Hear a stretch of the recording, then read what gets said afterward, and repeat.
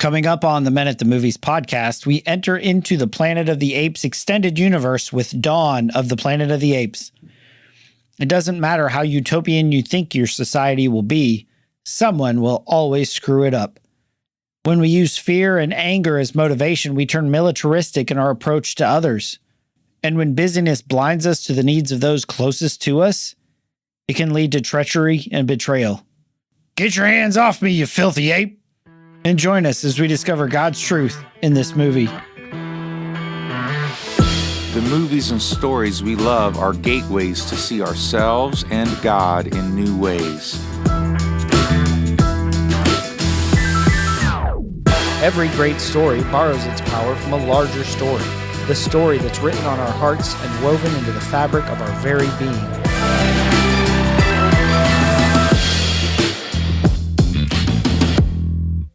Hello and welcome to the Men at the Movies podcast.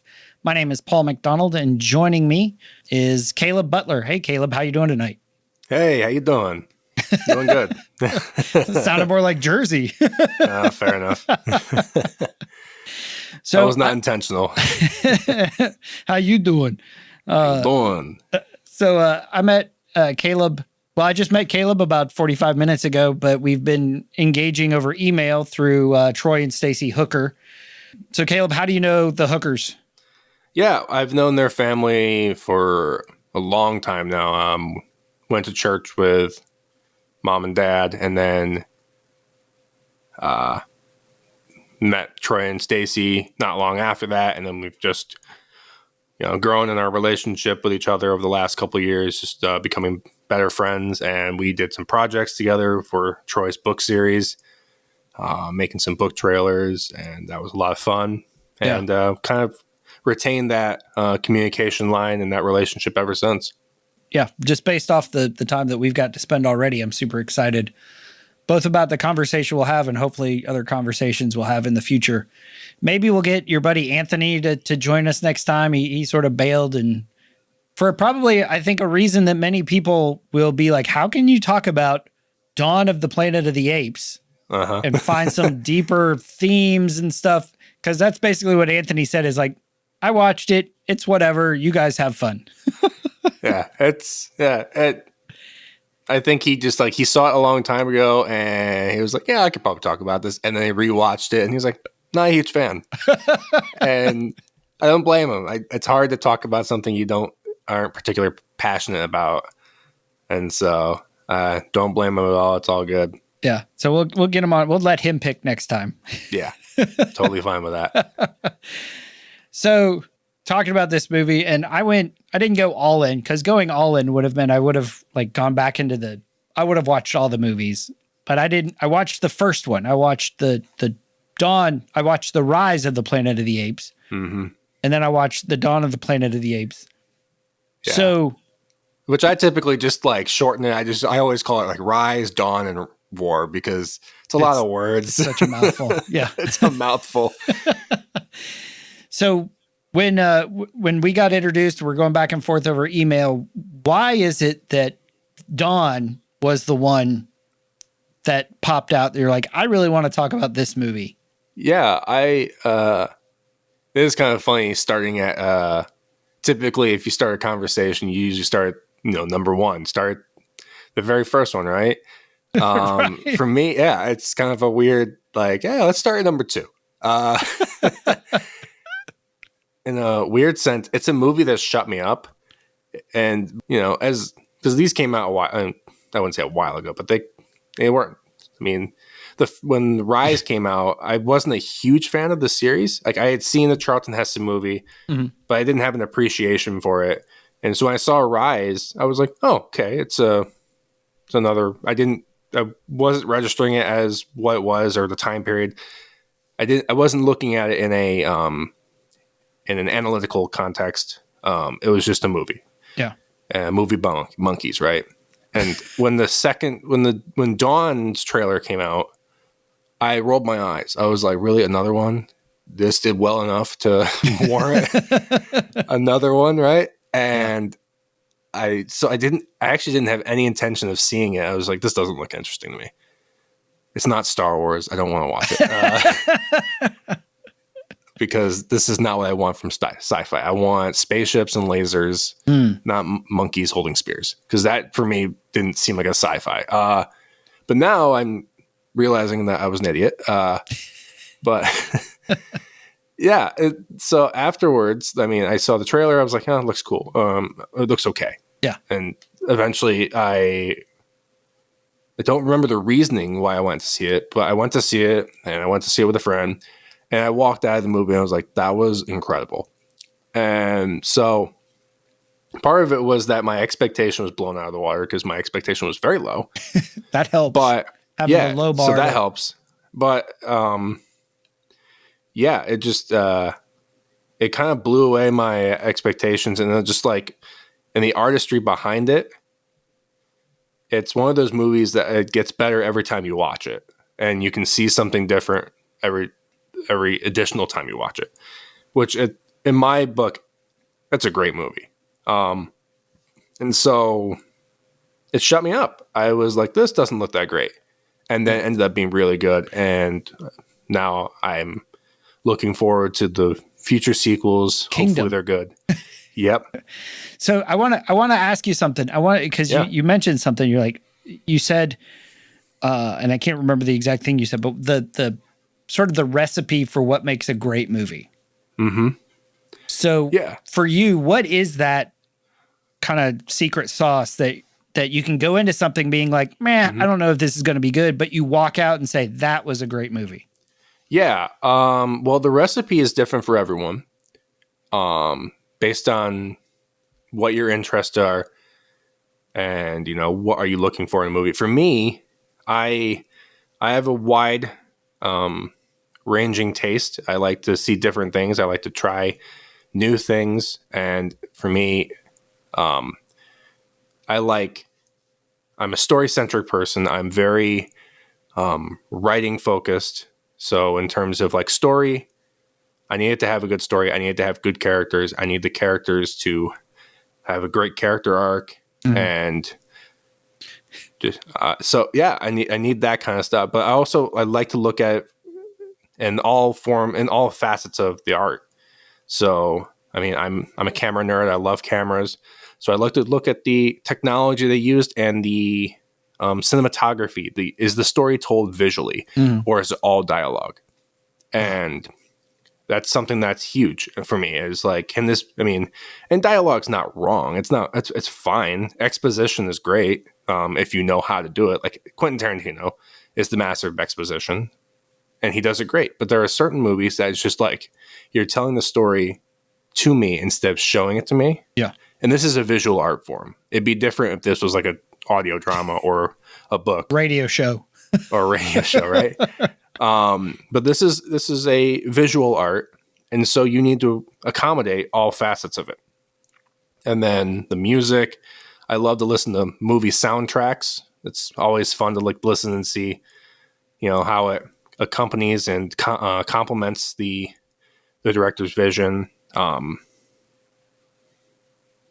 then the acting, of course, and the directing style, the choices made there. I like to look at every single part of it and appreciate the work that went into it. We talk a lot on the storytelling and especially the character arc. Matthew Dick says the best stories are the ones that have a transformation or transformative or revealing. But I can't remember what it was. My wife and I watched something, and I got so aggravated afterwards because like, they're all the same people. I just spent 2 hours watching somebody make, and they're all the same. Nobody changed. Nobody sort of understood the ridiculousness of their mistakes, or they didn't realize anything. They're just the same person. Mm-hmm. And that was frustrating to me. But I've discovered, as you said, sort of the recipes. This movie, I would sort of label as a tragedy. I tend to like the comedies, the happy endings, the redemption arc. But this one, by the end, and probably with most of these post-apocalyptic movies, there's no real happy ending. No, it's just like, it's on to the next thing. Especially with they had the intention of making additional movies after this particular movie. Yeah. like the first movie, and that was another thing. Like the first movie had like a happy, sad ending. It wasn't like good ending in terms of like everything worked out. I mean, there was consequences. The world was never going to be the same, but there was this beautiful moment with Caesar and William, and I think that's the guy's name, and played by James Franco. Indeed. And so there's this beautiful moment at the end, and where they kind of, after everything happens, they reconnect and they have this realization that, you know, things have changed and they have to go their separate ways. It's not a happy ending, but it's also, I mean, it's a warm, heartfelt ending. Right. Whereas Dawn takes a completely different approach, and Dawn is more connected to what would eventually become War of the Planet of the Apes. And they lead directly into each other. One leads directly into the other.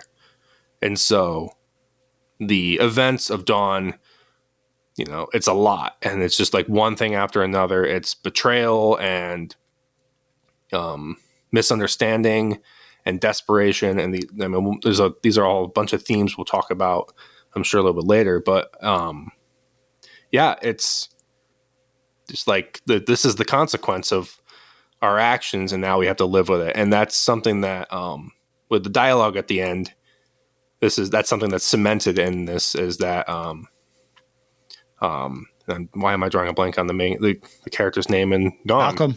Malcolm. I wanted to. Jeez, I couldn't think of the guy's name. I just saw this movie the other day. I'm terrible with names, unless it's a monkey, apparently. Malcolm is like, you gotta go. They've called the army. They're gonna come down in force, and Caesar's like, no, we're gonna stay. This is, you know, our fight. And Malcolm's like, it's gonna be war. You don't understand. They're gonna come and try and kill you. And Caesar's like, I mean, to paraphrase it a little bit, Caesar's like, apes started this war, so apes have to fight it. You know, we're going to fight the war. There's no avoiding this, because wherever they go, they're never going to be safe. Right. And it even goes back even to the first one, where Maurice, who's the big fat face. The orangutan, that's Maurice. Yeah. Where he tells Caesar when he's in the shelter, man doesn't like smart apes. In a sense, they're like, oh, they need to be put in their place. And I think that's what you see with a lot of the attitudes. Even Gary Oldman shows up, and his last words are, "I'm saving the human race." Mm-hmm. I think the reason, one of the reasons I think we like these apocalyptic, post-apocalyptic type movies is because they do reveal something that's going on now. It's just this attitude that they have is, we can't live together because the resources are scarce. So one of us has to live, one of us has to die. We can't live in harmony, even though there's elements that want that. And it sort of reminded me of the Old Testament, in that the Israelites kept sort of trying to work it out. But what we just see is that we as people are just incapable of doing what God says. And we will continually wander off. And then, so he had to send Jesus, and then that changed everything. And the Israelites were confident that they knew what they needed. And so that's why they asked for a king. Yeah. And so they got a complete lineage of kings that went on for generations, and every single king was not good. I mean, every single king had their flaws. And so that, I mean, God was like, all right, I mean, you want an imperfect leader. Here you go. and so, the first two kings, we had Saul and David. And as the lineage continued, as the kings, all the stuff happened, there's a thread that you had mentioned in our conversation before, this idea of diminishment. Like, they did have some good kings as they went down, but nobody was as good as David. Like David was, man after God's own heart. That probably established the largest boundaries of the nation of Israel.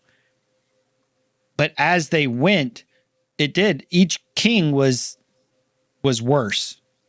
And even the ones that tried to follow God never achieved what David had achieved. Even when they rebuilt the temple, the ones who had seen the original temple grieved, they wept.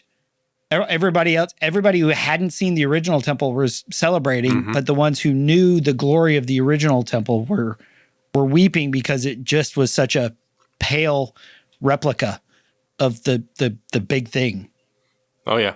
And even David and a lot of people who don't know, but even like people that view Solomon, I mean, David and Solomon were not perfect either, and they struggled. I mean, David obviously had his lust issue, and then that whole story, and then he reconciled with God. But what he did was forever going to, be a part of what he did. Then his lineage went on to completely divide Israel into two countries, to two nations, Judea and Israel. So let's sort of set the scene, and then we'll sort of dive into some of the scenes. So even going back to one, Rise, James Franco's character, William, he's trying to cure Alzheimer's. John Lithgow's playing his dad. Great actor, great portrayal of somebody who does have Alzheimer's, And so they're injecting chimps. One of the reasons that I'm guessing they use the chimps is because our DNA with humans is very similar. And they inject this stuff into this chimp who's pregnant. She has birth to the chimp that would be called Caesar. And James Franco's character, Will, takes the chimp home, raises him, becomes he even calls him his father until he gets of age. And really that first one is about that relationship between Will and Caesar. And it is that moment that you mentioned at the end, it was a very, like when your kids grow up and leave the house, that's sort of what that moment felt like. Yeah, absolutely. And the purpose of this movie was to really establish the reasoning for why Caesar is different from other apes. What makes him so unique, which then goes to play a part in the second movie. And so we see, because in the midst of something ugly like experimenting on animals, and that's kind of the dark side of what William's character is he's a researcher and he's using animals to further that research to help humanity. He does bond with, one of the animals that he was experimenting on. So you see kind of a weird reversal there. And it ends up becoming like a father-son relationship, which you see Caesar didn't have the same upbringing. He had a very human upbringing compared to other apes. And so there's a part of Caesar that is very human, very humanized. And so that's why we can, level with his character and we can empathize with his journey, which is interesting in how he has when Caesar sees the cruelty that man is capable of, he does have a change of heart, which then has another change of heart in the second movie. So he has like two changes of heart. But there's that transformation, right? Exactly. That's part of his character. His character arc is that like he only was ever exposed to one person. He was kept isolated from the world. He was shielded from the world by that window, which becomes a symbol of his house, if that is the right word, in the second movie. But that window with the diamond shape was like his shield from the world. He didn't have any context of how cruel people could be and how they could look upon him as an animal. And so he had a father figure that was good, but that was it. And so when he was eventually exposed to the outside world, it was a harsh reaction and reveal for him. And so he saw the worst, the literal worst of humanity. Maybe one day Tom Felton will get a happy, a hero role, not a disliked role. I know. And so so we see a very different form of humanity that's cruel and doesn't care about him and takes pleasure in his misery. Mm-hmm. Spraying him with a hose in the cage and talking down to him because they just think he's a dumb ape, but he's actually quite intelligent. And then as Caesar gets more intelligent, he starts to see that maybe apes are better than humans. And so that's what leads into the second, because he leads this revolution of apes against and to escape their captivity. And in the process, and I don't think this is something that Caesar really thinks about or is aware of, but like when he released that, it's not medicine, but like the compound that the gas that made all the other apes capable of intelligence, he unknowingly unleashed what would become the pandemic for the simian flu. Right. So like in a way, in a ploy to give his fellow apes a better life away from the cruelty of man, he doomed mankind. Well, wasn't that actually when the what was that dude? The lab guy got exposed to it, and then he went home, and then he coughed on Will's neighbor. Yeah, and that's all part of that same compound. Yeah. So, but it was he's not like I say, he's not like completely like, this isn't like premeditated. It's like, but he was, slightly indirectly responsible, because like this is the stuff that was composed from being experimented on, and then he released it to help the other apes. Yeah, but people don't respond to it. They don't react well to it. They don't, unless they're immune, which we find out in the second movie there are people. But yeah, so like he forms this opinion that apes are better than humans, which was not a problem for him, because when we get to the second movie, his thought process is that they're all gone. They have this moment with him and Maurice, the orangutan, where Maurice is like, "Do you think they're still out there?" And 8 years has passed since this. I think it was 8 or 10 years. Yeah, has passed at this point. He's built up a civilization, and they haven't seen humans for a couple years now. And so Caesar kind of is like, I don't know, and doesn't really care if they're out there. As you know, when you ask a question like that, the next scene immediately is, nope, they're still around. Oh yeah.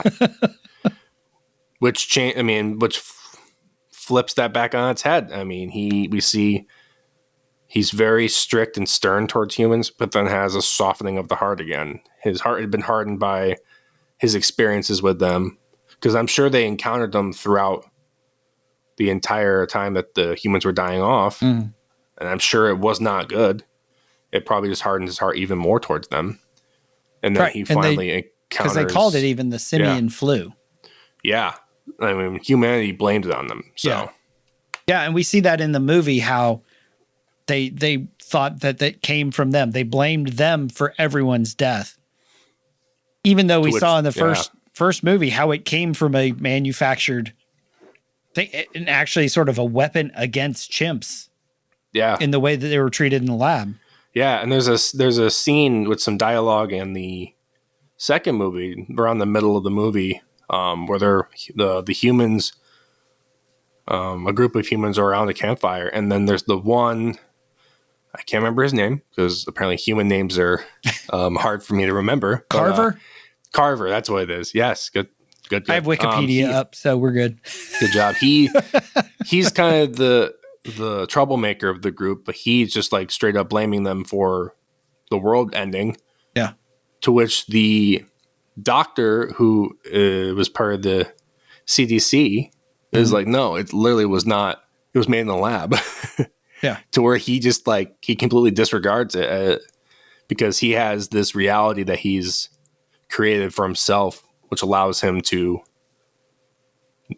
think how he thinks and react how he wants to react. I mean, he's basically just creating his own reality to give him a reasoning for what he does and how he acts. And well, and we don't have any clips for this, if you haven't figured that out already.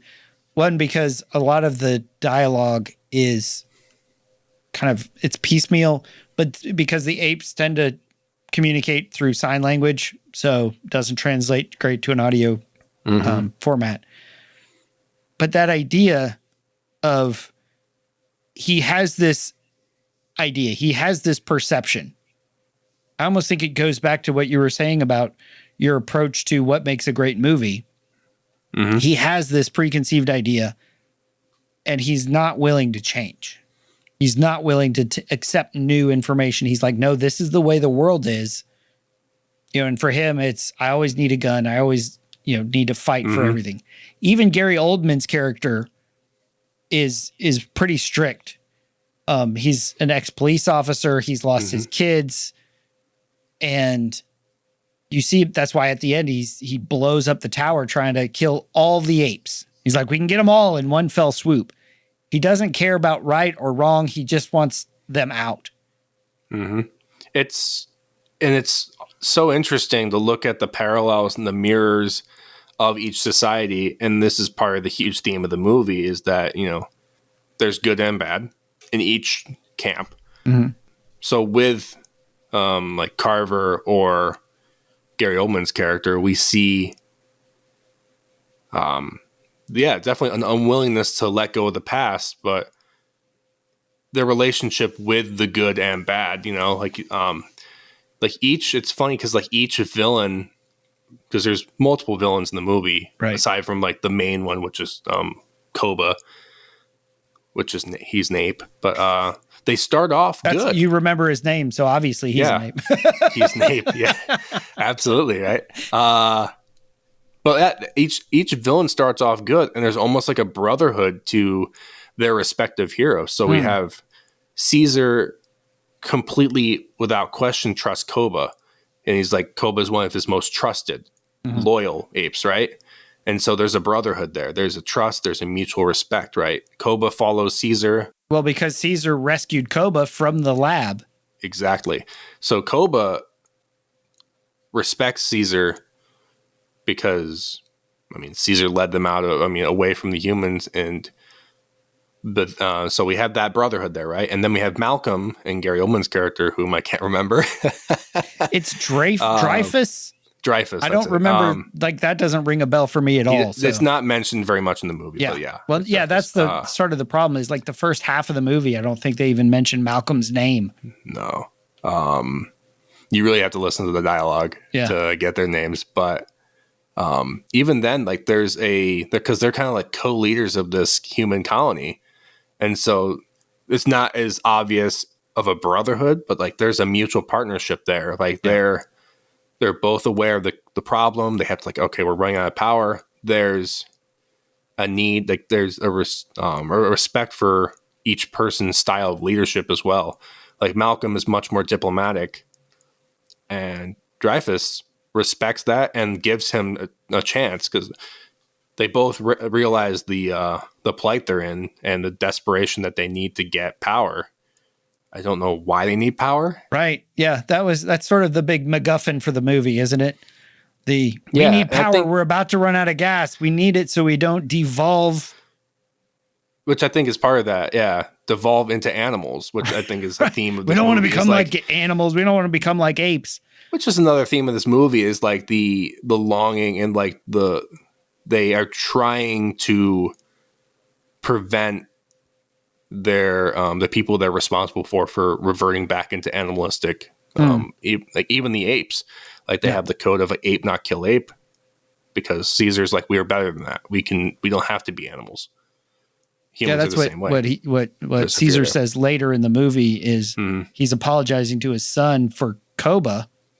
He's like, but Koba did. He's like, no, my problem was trusting him because I thought apes were better than men. Exactly.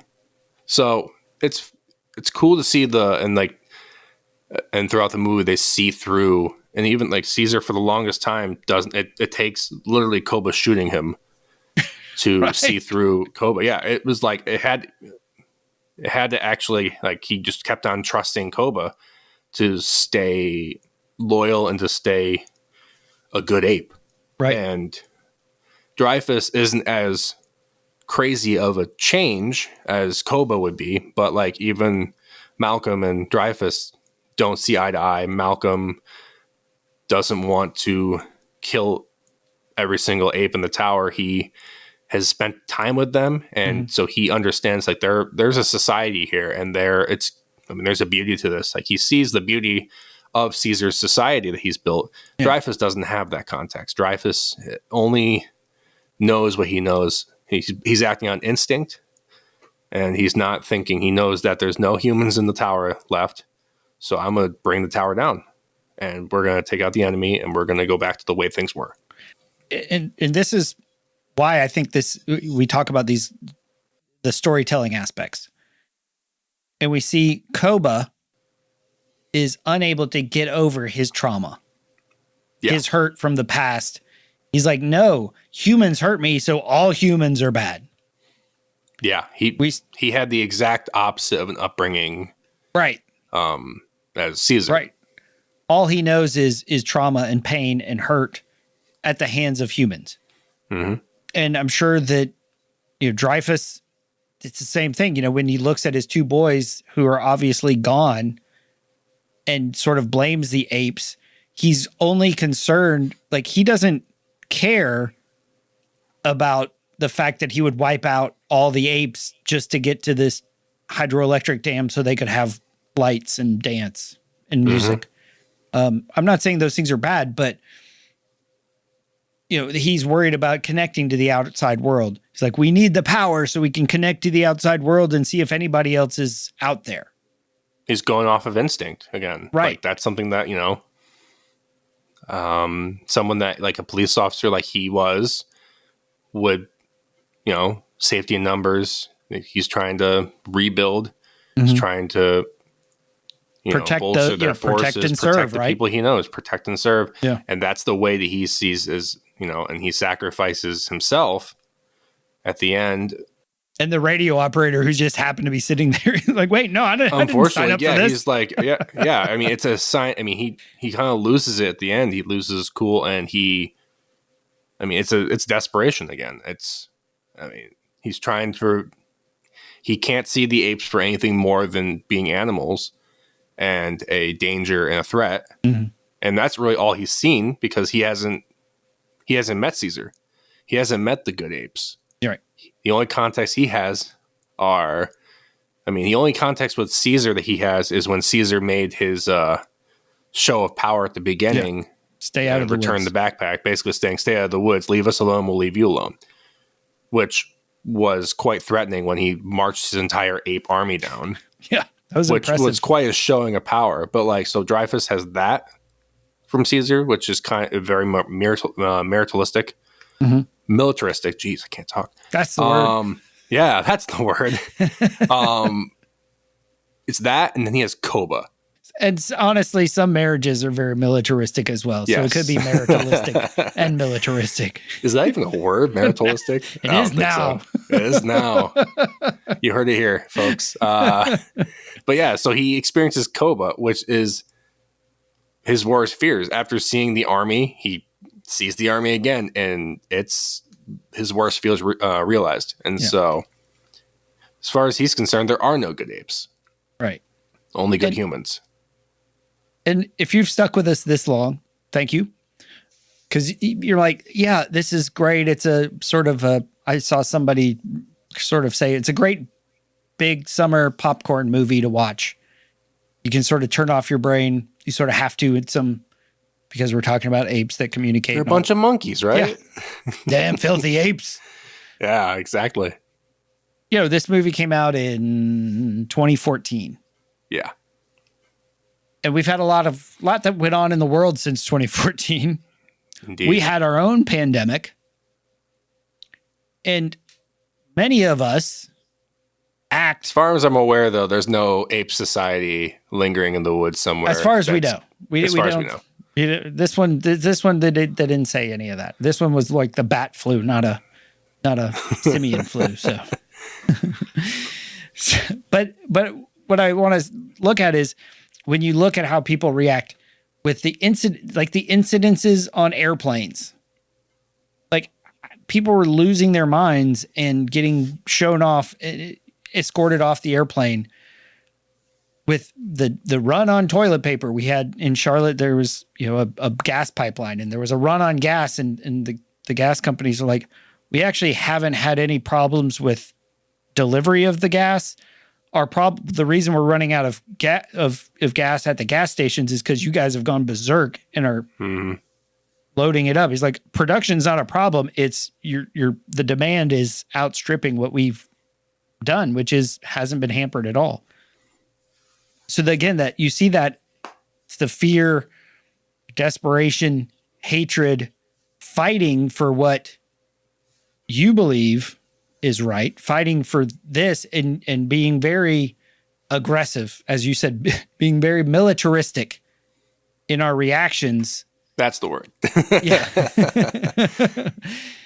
And we see that with both Koba and Dreyfus and Carver to a lesser degree, because Carver's just sort of a one-man army that doesn't last very long. Yeah, he's kind of like an initiator. I mean, he's a plot device. Yeah, he's a match. But he's used thematically in a very a really good way. He represents the paranoid, trigger-happy, really quick to judge type of human he would be the kind of person that would just completely dismantle any diplomatic relations between two societies because he can't get over his prejudices or fears. Because they had a really good thing going. I mean, they could have. I mean, if Carver wasn't around, think of the possibilities. I mean, Cobra probably would have screwed it up. Yeah, I think both of them, and I think that's what they're trying to say is it doesn't matter how utopian your society will be. Someone in it will screw it up. Yeah, and I think that's part of the theme of this. There's a lot of themes in this movie, but one of the themes is these societies mirror each other. One might be ape and one might be human, but they're not so different. There's good people, there's suffering, and there's loss, and there's emotion, but there's also there's a lot of bad people as well. And that's a hard lesson that Caesar learns. But yeah. Caesar is dealing with so much. He's juggling being a leader of the society. He's juggling trying to be a good father. He's feeling like he's failing at that for sure, right? He's failing at that with his oldest. He just he has a newborn now he has to look after, which is Cornelius. And then he has a wife that is sick and he can't do anything. He doesn't know how to, they're not advanced enough to the point where they know how to help her. And so he's juggling all this, and then all of a sudden humans enter. And here we go again. There's new information, and he's just kind of information overload. And so he's doing his best, right? And it's just the world's changing faster than he can process. Yeah. Which doesn't happen for us ever, right? No, not at all. Well, and that's what he says to Koba. Why, when Koba's sort of accusing him, why are you helping the humans? Why are you doing these, he's going around pointing at his scars. This is human work. This is human work. Such a great scene too. Cause Caesar doesn't see a problem. He's like, just let them do their human work. They're not going to do anything. He doesn't see it from Koba's point of view. And Koba's point of view is very bitter and full of hatred and tragedy there. But Caesar continually writes off Koba's suffering as something he just needs to get over. Yeah. And he keeps on putting Koba in his place, which just builds up that hatred instead of trying to understand and talk to Koba. And Koba probably was incapable of change. Right. But we see that every time that Koba speaks up and out against Caesar puts it down in some way. The first time where he's saying human work, like pointing out all the scars, and he's like questioning Caesar's choices.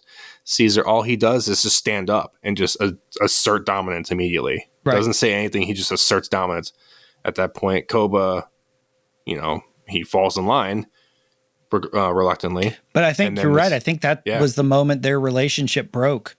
That's the moment because when Caesar basically, instead of doing the right thing and listening and having that empathy that he was lacking for so long, he just immediately went into leader mode. Yeah. Well, and I think that's a valuable, that's, like you said, that's a great moment. And for us, when we have people sharing their wounds, especially in a faith-based community, be like, yeah, well, all things work together for God's good. God is good all the time. All the time, God is good. And that is true. And just like it was true that Caesar was the leader and what he said goes, but that didn't help Koba. It's like what that did was basically Koba said, well, you think humans are better than me. You pick the humans over me. You're aligning with them instead of me. When that may not have been true, but that's how it appeared because of how Caesar responded to him at that moment.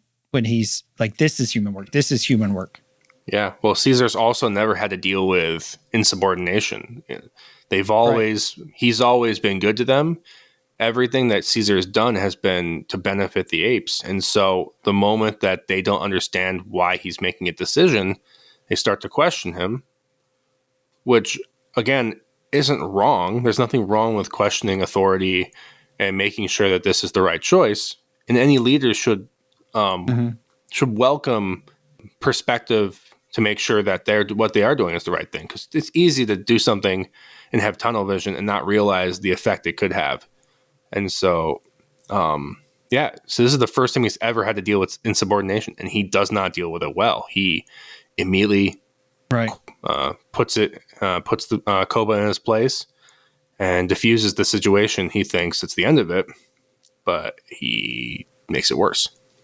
And that's such a good point, because so many times when I'll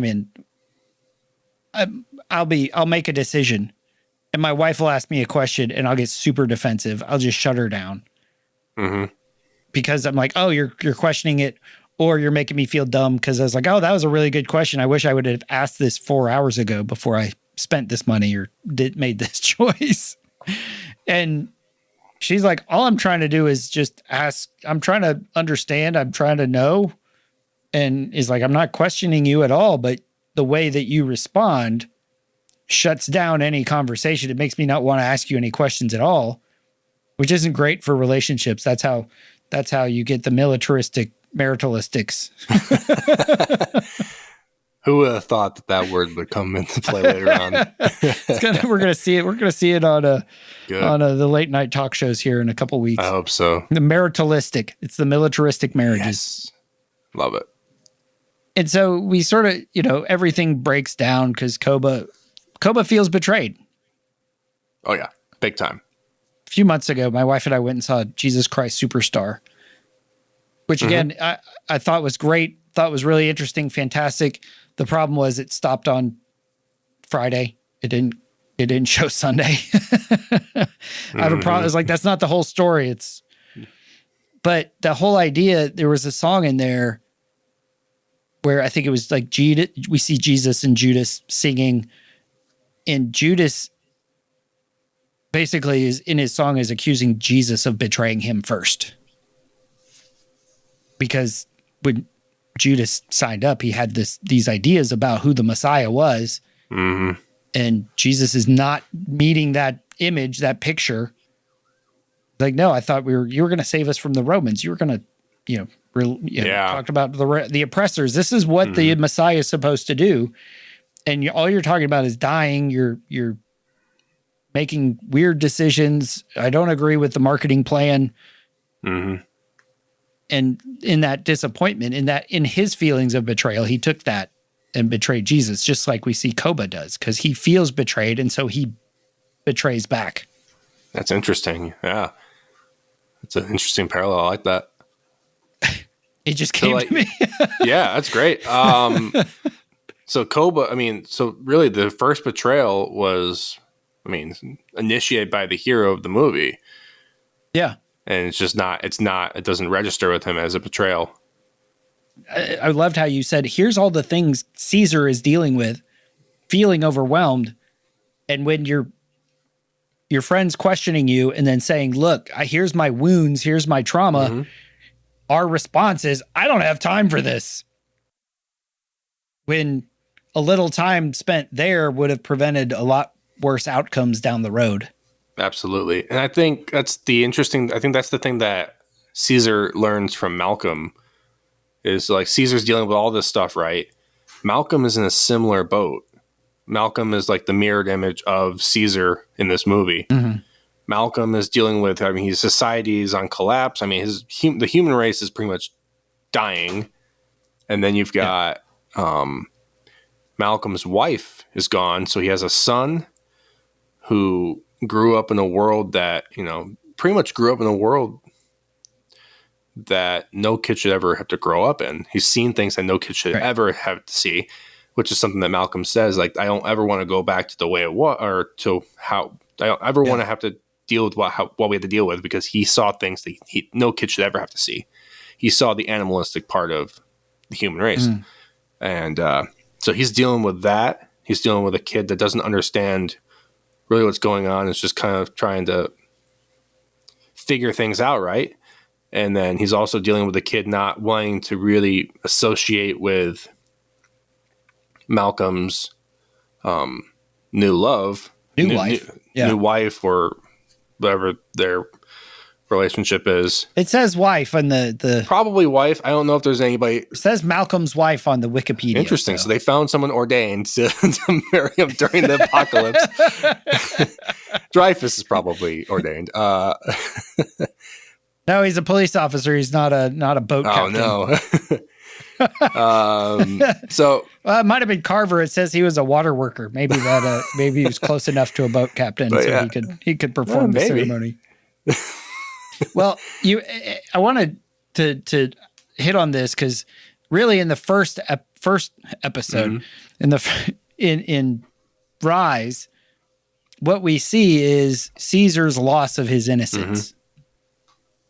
And in this movie, Malcolm's son, it's taken away. It's not just lost. It's like his innocence taken. Right.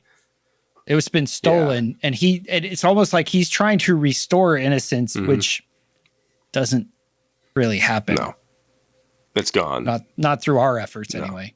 And I think Caesar sees that innocence a little bit in Malcolm and his family. So Malcolm's dealing with all that. He's trying to he's trying to deal with the politics of dealing with the apes, whom don't really want to associate with humans, understandably.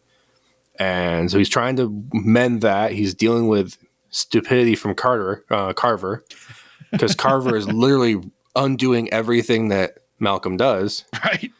So he's dealing with that, but also trying to deal with the science of getting this dam back online to get power. And then he's dealing with, he's probably dealing with all the panicking people. He's dealing with Dreyfus as a co-leader of this establishment. So he's dealing with stuff, but Malcolm is doing much better. He's handling it well. He is, you see how he talks with his wife, how he talks with his son. There's things that they're not, they don't know everything. They haven't solved everything. They're figuring it out, but Malcolm is doing the best he can, and it shows. And he's reacting well to it as well. He's carrying it well, and he's treating people respectfully as well. He's not pushing people out. He's having civil conversation and good, healthy conversations with his wife, even though she's struggling with her relationship with his son. He's being supportive of that. He's being supportive of his kid, all while juggling apocalypse and Caesar. So I think Caesar has found a human that he can learn from. Yeah. And even we see that scene where Caesar goes back to his old house, and there's a picture of of Will and Caesar, and he basically tells Malcolm he's a man like you. He's a good man. He's basically, so for Caesar, he reminds him of his father. Absolutely. The best of what humanity has to offer. Right. So Malcolm rekindles Caesar's like faith in humanity, which eventually gets pushed aside and extinguished in the next movie, but not entirely. But and that's sort of the final contrast I want to make as we kind of turn for home. This idea that Dreyfus wants the power, wants the control of the dam. And he says, we've got a whole arsenal of weapons. We can firepower them out. We can shoot them all. We can kill all the apes. Yeah. And the reason that Malcolm doesn't want to respond with war, he's not worried about losing. He's worried about the cost. Before their relationship deteriorates, Dreyfus is obviously got his solution, and he is perfectly willing and would probably prefer to do his solution, but he also understands Malcolm and what Malcolm is capable of. And so he gives Malcolm a chance. He, similar to how Koba is going to still fall in line for a bit with Caesar, Dreyfus, even though Dreyfus is probably the actual like leader of this colony, and probably outranks Malcolm, he's respectfully letting Malcolm do his thing. Even though he could just easily go out and solve all their problems by wiping them out. He eventually says, like, if you don't figure this out in 3 days, we're going up there and killing every last one of them, which is cold-hearted. But it's kind of a weird, like, contrast between I'm going to murder them all for the good of humanity, but I'm going to let you do your way first and try and resolve this peacefully. Well, and he's closed off to the new information. Remember in the beginning, there's no way an ape spoke. There's no way they had an organized society. There's no way. And then they come and show in force, and he actually hears Caesar speak, and he still doesn't. He's basically, they're just apes. We'll just mow them down. Which at the end, he basically, at the very end, he still hasn't changed. He still hasn't changed his perspective. He's like, they're animals. Yeah. Yeah. I'm blowing them up for to preserve the human race. And when we see the image of Koba in that attack on the town, like we see apes dying all around him, and he looks at it and he doesn't care. It's such great imagery, and this goes back to like the visual effects team and the masterclass in visual effects, which just lends itself to Koba and the acting there with all the mocap. Koba's facial expressions change drastically once, like after the whole fire, like, which is a beautiful scene where we see Koba finally rise to full on villain after he literally lights his home on fire and lies and kills his friend, or attempts to kill his friend. It's assumed he's dead at one point, and leads the apes to war in the midst of this battle where apes are dying, where he takes weapons from fallen apes. He pushes an ape off a horse, he jumps through the fire, and he's smiling. Yeah. He looks like he's having the time of his life.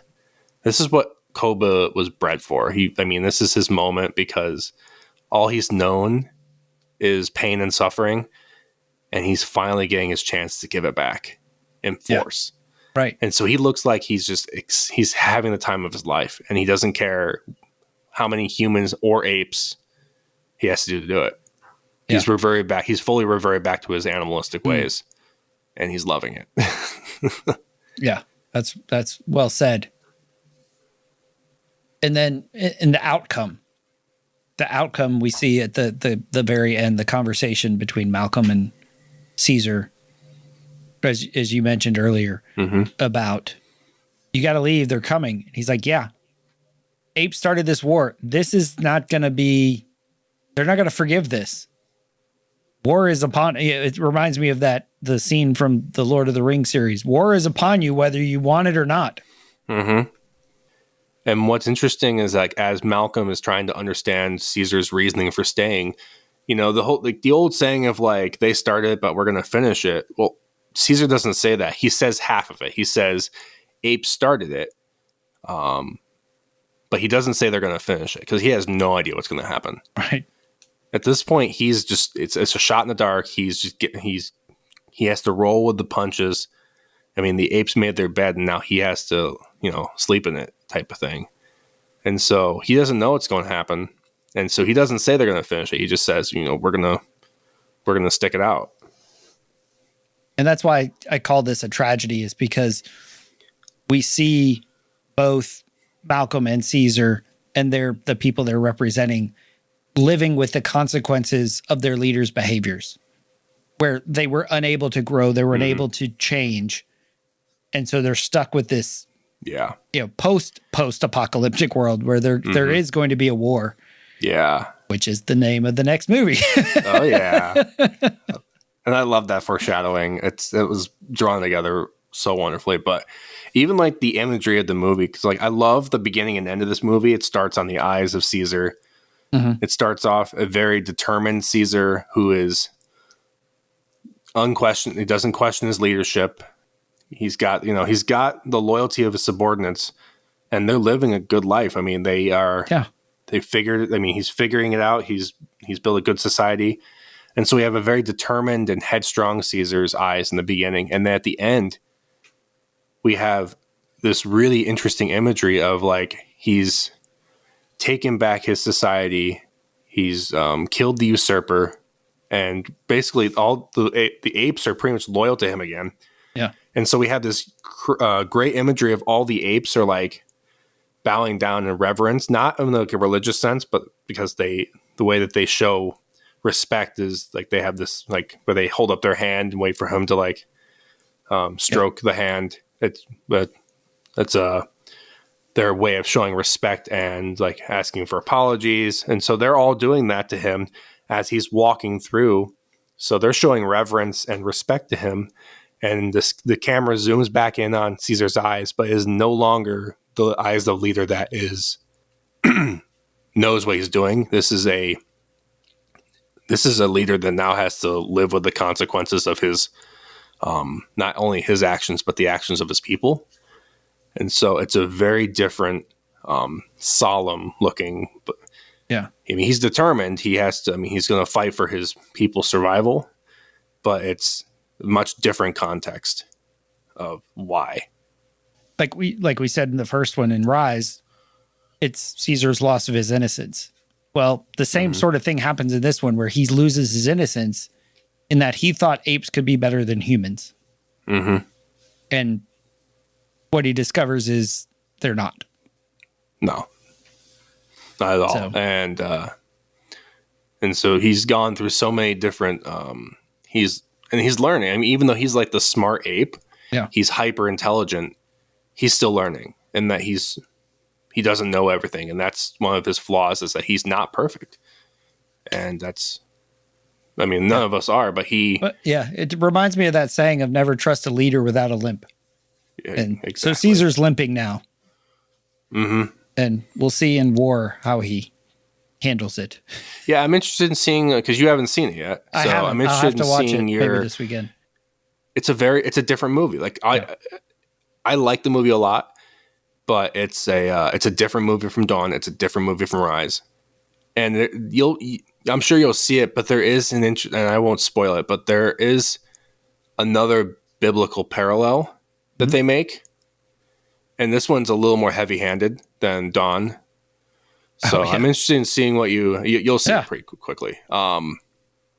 But it's another masterclass. I mean, in special effects, visual effect, acting is incredible. Yeah, that's what's so striking about this is how realistic the chimps look.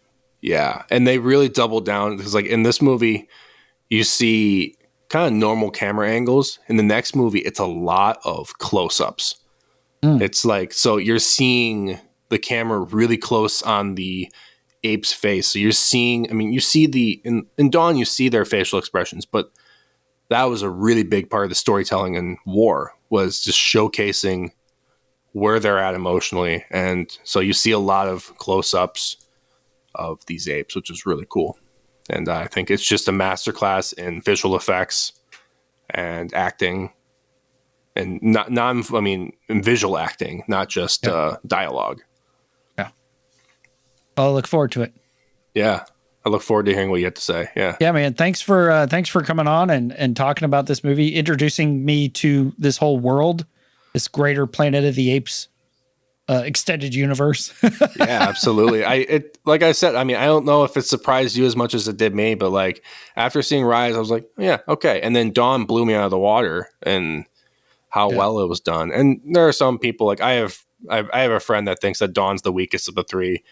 I've got another friend that thinks that War is the weakest of the three. Whereas I think that Rise is the weakest of the three. No, not a bad movie by any means, but I just think that stylistically it's gotten better. And Dawn's my personal favorite of the three, and that's why we did it. And that's why we did it first.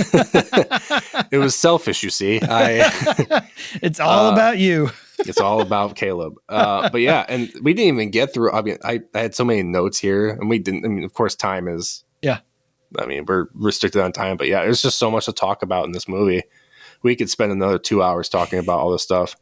That is what we've discovered from doing this is if we try to talk about all the things, we sort of just skim the surface.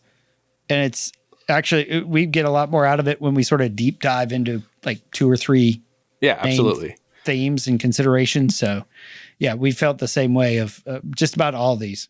Yeah. And going through all these bullet points, I mean, it wouldn't feel like a natural conversation either. Yeah. We don't want it to be a lecture. No, not at all. So where can people check you out, find out what you're working on and see what you've done, that sort of thing? Oh boy, I wasn't prepared to do a plug. To plug? No, I gotta let you plug your stuff. So my social media handles are Caleb W. Butler. I was fortunate enough to not have to do like Caleb 010575 on like Instagram. So like luckily enough, like all my Twitter, which I don't use, Instagram, Facebook is all Caleb W. Butler, which is great.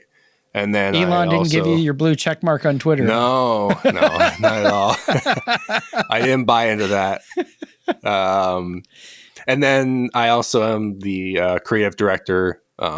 We talked about Anthony earlier on in the episode. He wasn't able to make it on tonight, but Anthony and I co-own a videography business called Magreel Media. So we do bunch of different stuff. Like we worked with Troy and Stacy Hooker on their book project. So we do like weddings, creative, like storytelling, video, more narrative focused. And then we've done client based, like freelance marketing.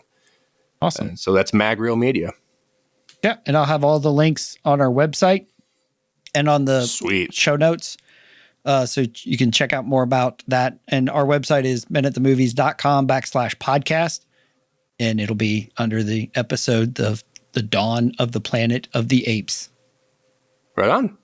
All right. Well, thank you. I look forward to having you guys. We'll like I said, we'll let Anthony pick next time. So yeah, this was fun. We'll see what number 2 in a series he'll pick.